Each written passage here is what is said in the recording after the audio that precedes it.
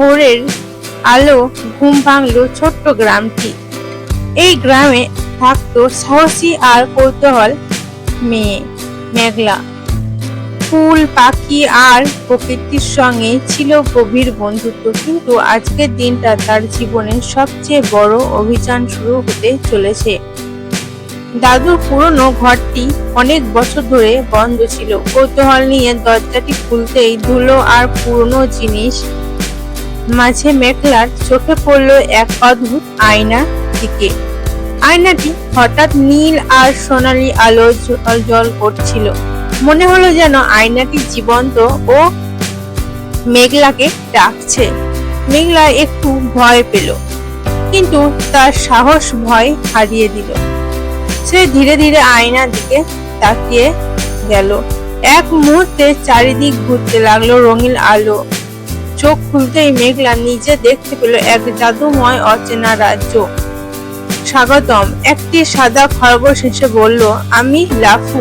আমাদের রাজ্যকে বাঁচাতে তোমাকে সাহায্য দরকার। লাফু জানালো, এক দুষ্টু জাদুকর সূর্যের আলো চুরি করে পুরো রাজ্যকে অন্ধকার ঢেকে দিয়েছে। সবাই এখন এই সাহসী মেয়ের অপেক্ষা করছে। মেঘলা ধীর কণ্ঠে বলল, আমি চেষ্টা করব। আমরা সবাই মিলে এই রাজ্যকে আবার আলোয় ভরে তুলব। ঠিক তখন আকাশের দিকে উড়ে এলো এক সোনালী পাখি। তার ডানা আলো যেন নতুন আশার বার্তা নিয়ে এলো।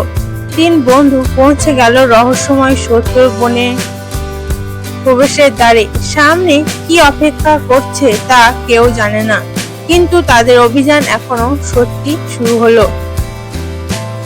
মেঘলা, লাফু আর সোনালী পাখি সত্য বনে প্রবেশ করলো। চারিদিকে অদ্ভুত নীরবতা। গাছের পাতাগুলো যেন ফিসফিস করে তাদের দেখছিল।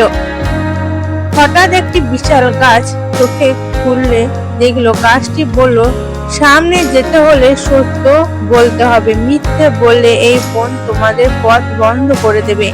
মেঘলা শান্ত কণ্ঠে বলল, আমি সব সময় নিখুঁত নয়।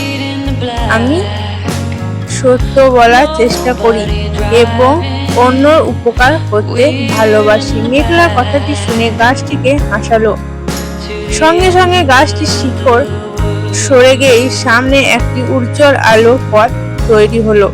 তিন বন্ধু হাঁটতে হাঁটতে পৌঁছে গেল এক জাদুকর নদীর ধারে। নদীর জল ঝিলমিল করছিল আর বাতাসে ভেসে আসছিল রহস্যময় ফিসফিস শব্দ। নদী বলল, সাবধান, সামনেই দুষ্টু জাদুকরের ছায়া লুকিয়ে আছে, সাহস হারিও না। হঠাৎ চারিদিকে থেকে আলো ধোকার মতো ছায়া এগিয়ে এলো। তার মেঘলা ও তার বন্ধুদের ঘিরে ফেললো। মেঘলা চোখ বন্ধ করে সাহস জোগাড় করে তার হৃদয় থেকে উজ্জ্বল সোনালী আলো বের এলো। সেই আলো ছায়াগুলি একে একে মিলে যেতে লাগলো। ছায়া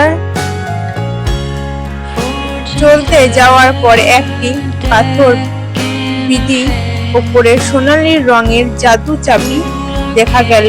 লাফু আনন্দে বলল, এই চাবি আমাদের পরের দরজাটা খুলবে।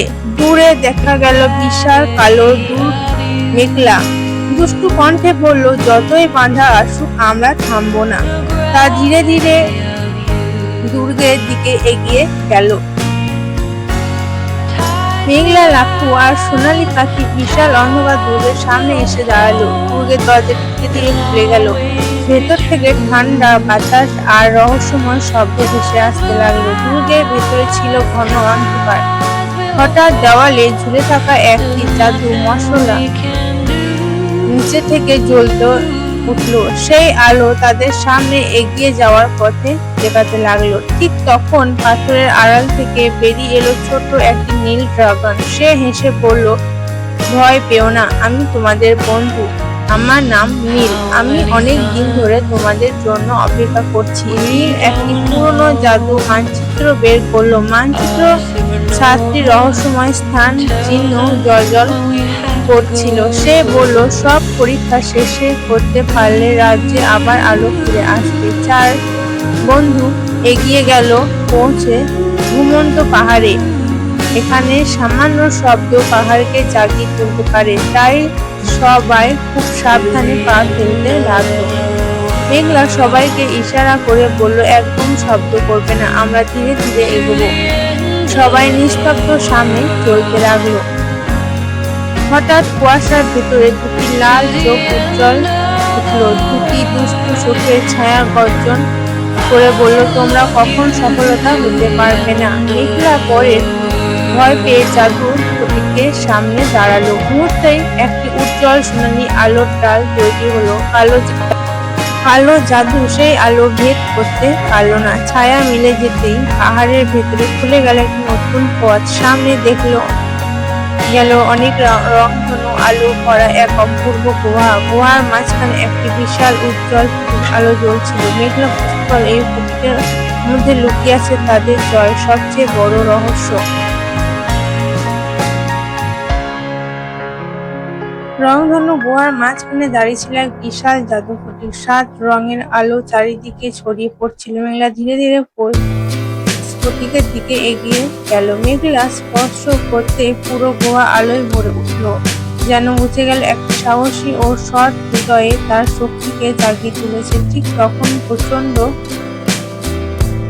গর্জনের সঙ্গে দুটো জাদুকর উপস্থিত হলো। কালো ধোঁয়া ঘিরে তাদের চোখ দুটো আগুনের মতো জ্বলজ্বল করছে। সে চিৎকার করে বলল, আমাকে ওটা দাও, এই রাজ্য সবচেয়ে শক্তিশালী হব আমরা। মেঘলা একা ছিল না। লাফু, সোনালী পাখি আর নীল ড্রাগন তাদের পাশে এসে দাঁড়ালো। তারা বলল, আমরা একসঙ্গে আছি, অন্ধকার কখনো বন্ধুকে হারাতে পারবে না। মেঘলা দু হাতে তুলে ধরল প্রতীকটাকে। সোনালী আলোর ঢেলে চারিদিক ছড়িয়ে পড়লো। অন্ধকারের জাদু ধীরে ধীরে দুর্বল হয়ে যেতে লাগলো। দুষ্টু জাদুকর হাঁটুতে গেড়ে বসে পড়লো। তারা কালো জাদু নিয়ে গেল। সে অন্ধকার কণ্ঠে বলল, আমি ভুল করেছি, লোভ আর ক্ষমতার জন্য আমি সবাইকে কষ্ট দিচ্ছি। এক মুহূর্তে পুরো রাজ্য সূর্যে আলো ফিরে এলো। শুকিয়ে যাওয়া গাছ নতুন পাতা গজালো, ফুল ফুটলো আর পাখিরা আনন্দে গান গাইতে শুরু করলো। লাফু, সোনালী পাখি আর নীল ড্রাগন মেঘলাকে ধন্যবাদ জানালো।